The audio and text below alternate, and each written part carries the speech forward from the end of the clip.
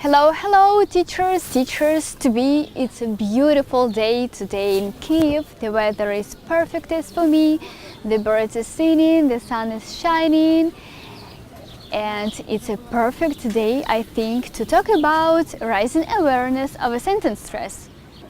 My name is Tatiana Skripkina and you're watching my YouTube channel for foreign language teachers. So if you are new here, you may consider to subscribe. Do you talk about sentence intonation? Do you talk about stressed words in a sentence? If so, let me know in the comments. First of all, I think that it is very important to talk about sentence stress. And we should start with a little bit.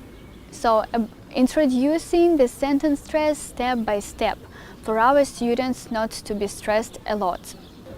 For example, today your target language includes a word apartment. You make sure that all your students are able to pronounce this word correctly. You've talked about the stress, you've talked about correct pronunciation, and after that, perhaps your students have got a sentence in their dialects or maybe in a text which includes the word apartment. So you make sure that this sentence is visible for everybody. They've got it in their copies or in a course book, for example, or you may write it on a whiteboard. After that, I pronounce, right now I'm sharing my personal experience. So after that, I make sure that all my students are able to see that sentence. I read it, and after that, I ask what words are stressed. Sometimes my students are not sure what I want from them, so I give them an example. Listen, now I pronounce the sentence with all stressed words. I live in an apartment. After that, I ask them, do I stress all the words I live in an apartment? Yes. I say, I'm sorry, but no. Do I stress I? No, I don't. Because I don't give emphasis that personally I live in an apartment. Live. Do we stress live? Yes. Because usually we stress all the verbs. In. Do we stress in? No, because it's a preposition. Do we stress an? No, because it's an article and we do not stress articles. Apartment. Do I stress apartment?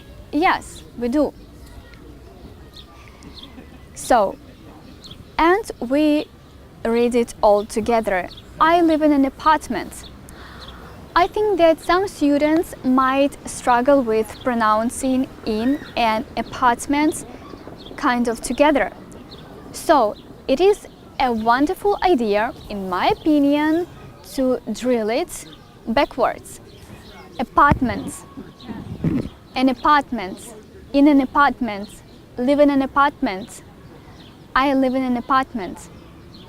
And then I'm sure that your students will be aware of a sentence stress. Also, I mark stressed words on a whiteboard. Live and apartments. Or you may underline them. Moreover, I find it important to talk about intonation in questions. I introduce intonation in questions from the first lesson. For example, how are you? Intonation goes up or down. Listen, how are you? Intonation goes down, and now intonation goes up. How are you? And I ask my students, my intonation goes up or down? How are you? And they say, down. Yes. Why? Because we've got a question word here. And I don't give them more information for that lesson. After that, we should talk about the sentences, if they are included in the lesson, about questions which do not have a question word. For example, are you married? My intonation goes up or down. up. Why? Because there is no question word. Again, we're talking about neutral speech without any emphasis on other words. Usually we are teachers, are generous, and we want to give as much information as possible. But in my opinion, we should introduce a sentence stress step by step. Every lesson just a little bit, for our students not to feel overwhelmed with the information we are giving them. After talking about intonation, which goes maybe up or down, it is a wonderful idea to talk about stressed and not stressed words in a question. I'm going to download a PDF file with the list which words usually stressed and which ones are not stressed, and I will put the link in the description of the video. Do you have anything to add, or maybe you would like to share your own experience? If so, do not hesitate and leave a comment. I will answer all the comments as soon as I can.